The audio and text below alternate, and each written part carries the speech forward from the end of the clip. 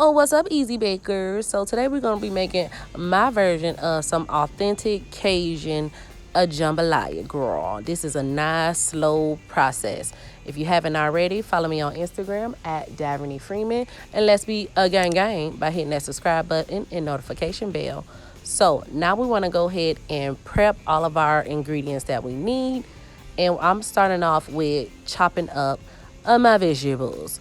So I do use the Trinity in this, and if you're not familiar with the Trinity, girl, listen to me sounding like I'm from New Orleans, girl, the Trinity. So the Trinity is celery, green onion, and your bell pepper, baby. And you want to use the bell pepper that has 4 humps on it. So, but like always, for your convenience, I will put all of the ingredients in the description box. Now I'm using some boneless, skinless chicken thighs. Yes, some boneless, skinless chicken thighs. Hey, boneless, skinless chicken thighs. We got them boneless. Anyways, y'all, I'm bored. So now we're just gonna go ahead and fry that up with a few tablespoons of vegetable oil.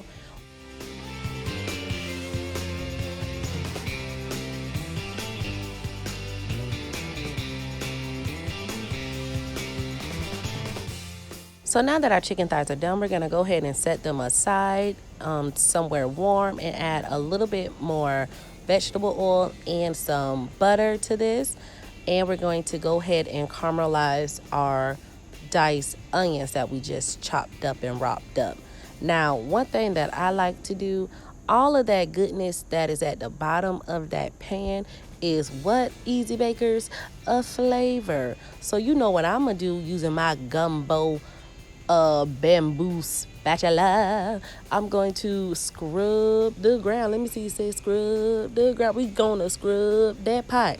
Now we're just gonna let them cook for a little bit and keep on stirring. You don't not let me stop playing. Now you ain't gotta stir all like that, but you do want to stir them frequently so nothing will start to stick. And I put my lid on. When you do put your lid on, it's gonna help create some more juice. Okay. So, and just go ahead and stir them until about 15 to 20 minutes.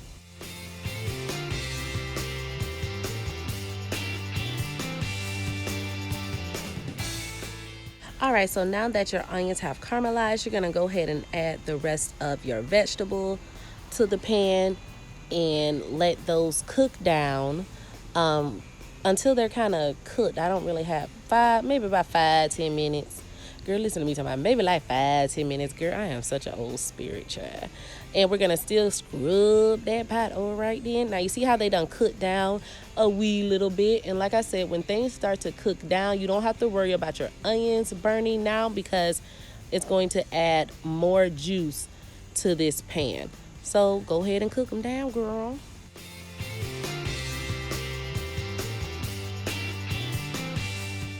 So my vegetables been cooking for 6 minutes. Now I'm gonna go ahead and add my Hillshire Farm sausages. And I'm going to go ahead and mix that around, give that one big stir, put my lid on it and let that cook down for 10 minutes.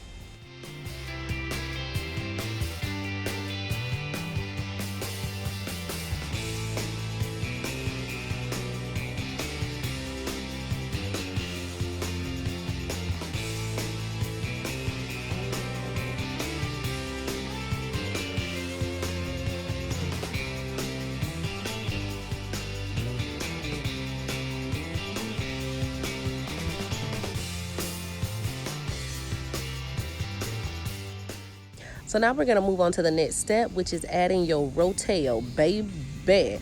I do the mild because my kids be acting all funny and stuff. So I'm like, it's spicy. So I'm going to add 3 large scoops of that. It's not an even tablespoon, but like 3 large scoops of that. Get that mixed in, and then at this point you want to add your spices.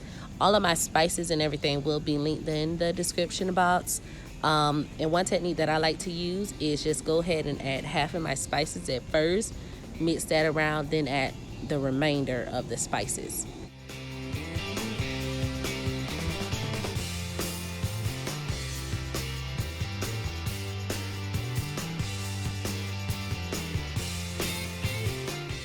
Now, this is a time where you want to really give this a nice big stir when you add all of your spices, because I know I joke around talking about stirring stuff to death, but now you want to stir something to death to get them spices blended. All right, baby.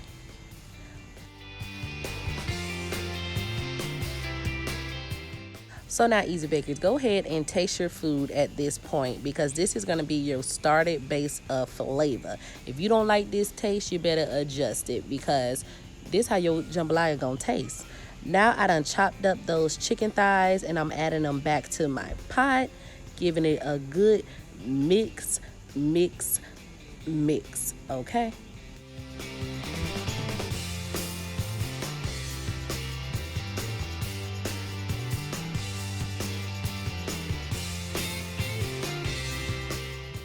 So you guys, now I'm going to try to be fancy with the spices, and I'm going to add an optional spice, which is called gumbo filet.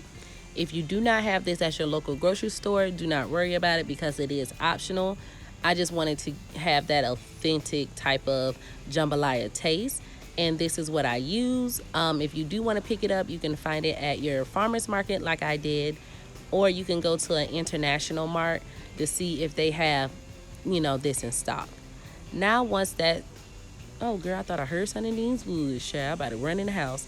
So we, and Brandy out here. So I'm gonna add 2 cups of my parboiled rice. I did not wash this rice. I just dumped it straight on in here. And while I'm stirring it around, the rice is cooking just a little bit, which is what I want. I'm just stirring it, scraping the bottom of the pan just to make sure nothing is sticking or that I didn't miss any type of flavor areas.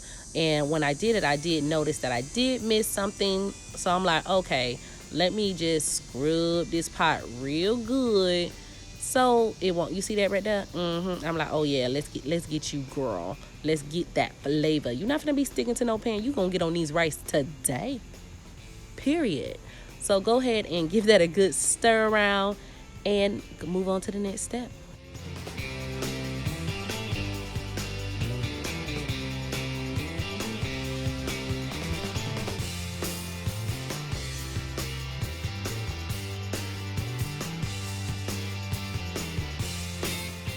So you guys, for this mixture, I added 2 cups of chicken stock as well as 2 cups of beef stock. Sometimes when I make this, I need 2.5 cups of each. It really kind of depends on how your rice is cooking, girl, to be honest with you. So it really depends. I ain't gonna hold you up. Now I'm gonna be like Tiana and add a few dashes of Tabasco and get that thing going, mixing that around too.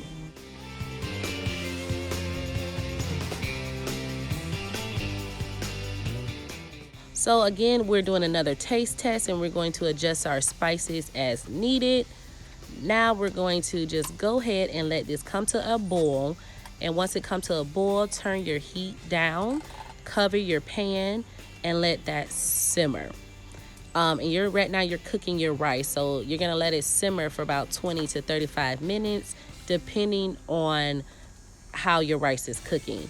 And I let mine cook. I'm using parboiled rice, so it only took me about 25 minutes to cook, and I did not stir this at all until my rice was done. That's the key with rice. Don't touch it. Just let it do what it do. So now that my rice is done, my heat is still on low, okay?